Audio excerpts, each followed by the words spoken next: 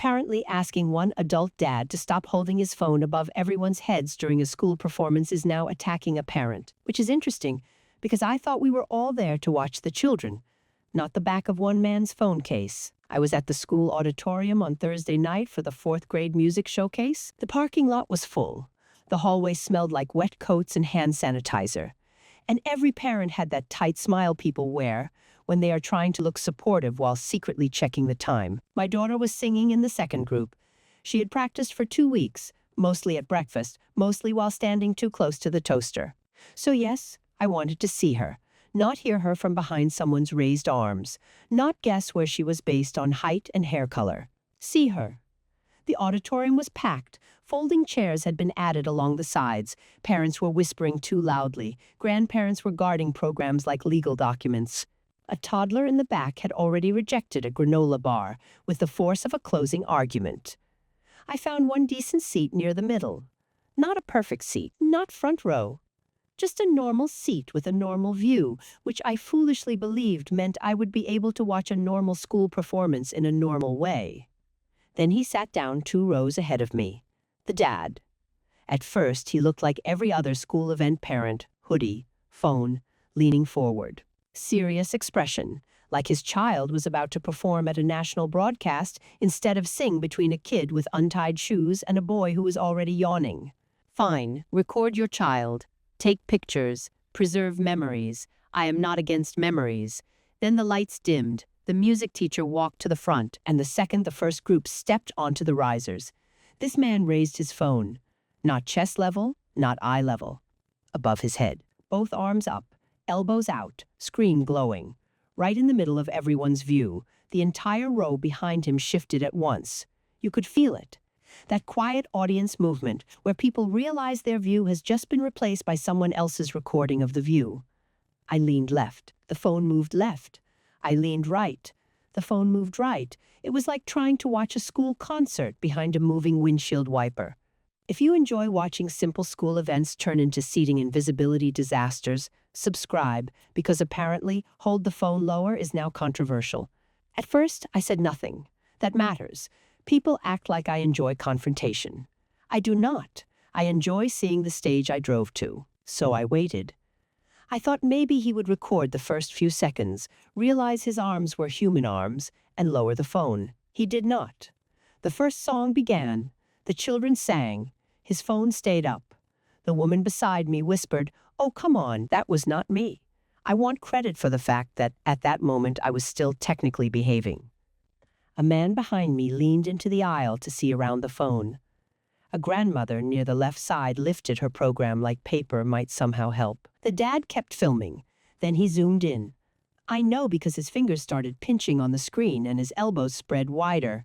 That was when he stopped being a parent recording a moment and became a full-body obstruction. I leaned forward and said quietly, "Excuse me, could you lower your phone a little?" That was the sentence. Not put it away. Not nobody needs your documentary. Not your child is not at the Grammys. I simply asked him to lower it. He half turned and said, "I'm filming my kid." Yes, that was visible, I said. Right, but people behind you can't see.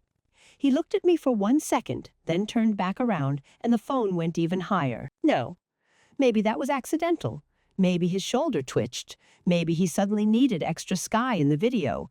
But from where I sat, it felt pointed. My daughter's group was coming up next, and I was not about to watch her little solo through the corner of a phone case. So I leaned forward again and said, "Lower would still record." He ignored me. The woman beside me whispered, "Seriously, again, not me?" Independent witness. I said a little louder, "Sir, your phone is blocking the stage." This time he turned around fully. Several people looked over, which of course made him act like I had just started a public scene by myself. He said, "Can you stop talking?" I said, "Can you stop filming over everyone's heads?" Was that too direct? Maybe. Was it the point? Yes. My daughter was not on stage yet, but I could already feel her future embarrassment forming somewhere in the room. The dad said, "I'm allowed to record." I said, "You're allowed to record. You're not allowed to become part of the stage." The woman next to me made a tiny sound into her program. I took that as support.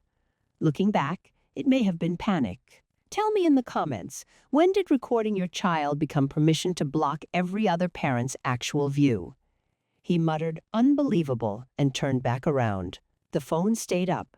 Now, this is where a normal person might let it go. A normal person might watch around the phone, complain in the car, and move on. Unfortunately, I had decided this was about sightline fairness. My daughter's group walked onto the risers.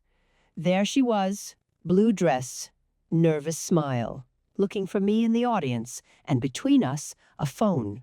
A phone, 2 elbows, and one dad's commitment to getting the perfect shaky video. So I lifted my program and waved it slightly near his phone, not touching it, just near it. A gentle visual demonstration. He jerked the phone away and hissed. "What are you doing?" I whispered. "Showing you what blockage feels like?" He said. "You're ruining my video," I said. "Now you understand." That was not my best moment. The woman beside me stopped being on my side right there. I felt it. People like a reasonable complaint. They do not always like the moment the complaint becomes a project. The music started. My daughter's group began singing. I should have stopped. I know that now. But the phone was still high enough to block part of the stage, and I had already lost the quiet, normal part of myself. So I whispered, "Lower." The phone. Each word separate, like I was training a dog that had purchased electronics. The dad turned his head just enough to say, "Lady, enough." "Lady," I said. "Exactly, enough." The people in front of him started turning around now. Not because of his phone, because of me. That is important. That is where I stopped being the person reacting to the problem and became another problem, just with better vocabulary. A teacher near the side aisle looked over. Clipboard, cardigan, tired eyes, the universal uniform of someone who has already handled spilled juice, missing costumes, and one child crying because their sleeve felt wrong. She gave a small warning smile. To him? To me? Probably both. I chose to believe it was mostly him because that was more convenient. The dad lowered the phone to eye level for about 7 seconds. 7 beautiful seconds. I saw my daughter. She saw me. I waved. Then he raised it again for the chorus. I actually laughed, not loudly, but enough that the woman beside me leaned away. I whispered, "Oh, good, the director's cut." The dad snapped, "Do you have a problem?" And instead of saying nothing, which would have been the correct adult choice, I said, "I have a sightline problem." During the song. During children singing. My daughter's face changed on stage, just a little. She recognized what was happening. Not in a proud way, in a "please don't let that be my mom" way. That should have stopped me. It almost did. The teacher came down the side aisle, crouched near our row, and whispered, "Let's keep voices down, please." She said it to the row, very diplomatic, but I knew, he knew. The woman beside me definitely knew. I whispered, I asked him to lower the phone. The teacher whispered, "I understand. Please keep voices down. That is school event code for, you may have had a point, but you are now part of my workload." I sat back. For the rest of the song, I said nothing. Growth. Except once, when the phone drifted upward again, I made a small downward motion with my hand. My daughter saw it. So did the teacher. So did, apparently, every ancestor I have ever had. After the song, the dad turned around and said, "Happy now?" I said, "Not really, but visibility improved." Why did I say that? Because sometimes my mouth keeps going after my judgment has left the building. His wife touched his arm and said, "Just hold it lower." Beautiful sentence. Simple, useful, slightly humiliating for him, which I did not hate. He looked betrayed. I looked vindicated. My daughter looked like she wanted to change her last name. The rest of the performance continued. I saw most of it. The children sang about kindness and community, which felt targeted. The microphone squealed twice. A boy in the back row yawned with his whole soul. Standard school excellence. When the lights came up, my daughter walked straight to me. Not smiling, not proud. She said, "Mom, why were you fighting during my song?" That hit harder than I wanted it to. I said I was making sure people could see. She said, "People could hear you." I said, "Only because he wouldn't lower the phone." She said, "You waved your program at him." I said, "Near him." Near the obstruction. She stared at me in the way children stare when they realize adults are just taller problems with car keys. On the way to the car, she walked 2 steps ahead of me. Not dramatically, worse, quietly, I said. I'm sorry if that embarrassed you. She said, It did. No decoration. No extra emotion. Just the fact. And because I am apparently incapable of stopping at the correct sentence, I said, But I still think he was rude. She said, You were too. That was unpleasant. Because she was not wrong. I thought that was the end. It was not the end. That night, my sister sent me a screenshot from the school parent group. Of course she did. No school event is complete until someone turns it into a paragraph. The post said, To the woman who argued with a dad during the music showcase. Please remember these nights are about the kids, not your personal comfort. Argued with a dad during the music showcase. The phone height naturally was not mentioned. The elbows were erased from history. The comments were predictable.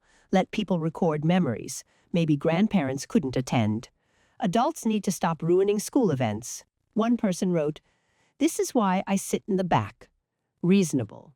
My sister texted, Please tell me this wasn't you, I said. Define argued, she said. Did you talk during a children's performance? I said I advocated for shared visibility. My husband from the kitchen said, That sounds like yes. I said, It sounds like context. He said, Did our daughter ask you to stop? I paused. He said, That also sounds like yes. I did not enjoy the accuracy in the room. A week later at pickup, I noticed a new sign taped near the auditorium doors. Please be mindful of others when recording. Now, am I claiming that sign existed because of me? No, I am not claiming direct institutional influence. I'm simply observing that after one phone-related misunderstanding, the school developed written guidance on recording etiquette. That is called impact. So no, I do not regret saying something. I regret that basic visibility now requires negotiation. I regret that parents think holding a phone above their head is the same as being considerate. And I regret, slightly, that my daughter now calls it the night you fought the phone dad. Next time, I'll tell you what happened when a mom at field day let her son cut the entire snow cone line because he was just joining cousins. Subscribe and turn on notifications, because if I have to keep explaining the difference between recording a memory and blocking a room, we might as well all learn from it together. I was not attacking a parent. I was not against family videos. I was protecting a school performance from becoming one man's personal camera tower, my side of the story, obviously.